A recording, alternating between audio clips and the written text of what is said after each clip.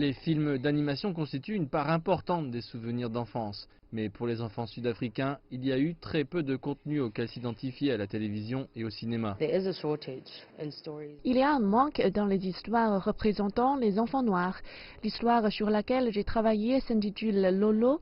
Elle traite d'une jeune fille qui rencontre des problèmes d'identité avec ses cheveux naturels et qui me parle beaucoup car lorsque j'étais jeune, le seul modèle était les cheveux européens.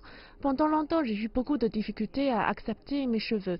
Il est important d'avoir une histoire comme celle-ci à laquelle mes nièces et d'autres petites filles noires peuvent s'identifier. Le hub d'innovation Chimologong a porté cette cause pour former des animateurs à Johannesburg, mais sans le soutien des diffuseurs locaux, le secteur est limité. Ils entravent la croissance du secteur en dépit de l'accès à du contenu animé pertinent. Pour moi, il est fondamental de briser ce type de culture dominante, ce contenu occidental constant dont sont bombardés les enfants quotidiennement, et certaines valeurs portées dans ces films d'animation diffèrent de l'éducation des parents africains. Les jeunes créateurs sont cependant optimistes sur le fait que du contenu africain trouvera bientôt sa place sur les ondes, avec notamment plus d'accessibilité sur les plateformes digitales. Je veux juste montrer le mode de vie et la culture sud-africain. Et oui, je veux raconter des histoires d'aventures héroïques, mais je veux leur raconter avec ma perspective, parce que j'ai grandi en lisant des bandes dessinées américaines ou japonaises. Mais à l'évidence, ils y injectent leurs propres expériences culturelles.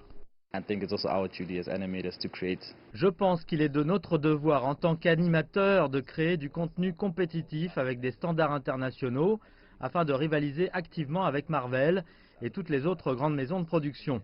Internet et Netflix ont en quelque sorte créé une opportunité et une plateforme pour nous, animateurs locaux, afin de créer du contenu qui sera visible par le reste du monde. Les productions sud-africaines ont rencontré un certain succès dans le monde du dessin animé. Une série de super-héros, Mama K's Team 4, va faire ses débuts sur la célèbre plateforme de streaming Netflix, mais un long chemin reste encore à parcourir. Nous devons composer avec la décolonisation de l'imagerie car les artistes sont conditionnés pour faire des nez plus petits avec l'influence du manga. Il y a beaucoup à faire pour sensibiliser à ce qu'est l'image africaine et sur la manière de présenter nos environnements et nos personnages. Il s'agit simplement de regarder une approche différente de l'animation avec une perspective africaine et de regarder comment nous pouvons innover et créer quelque chose de réellement différent et unique.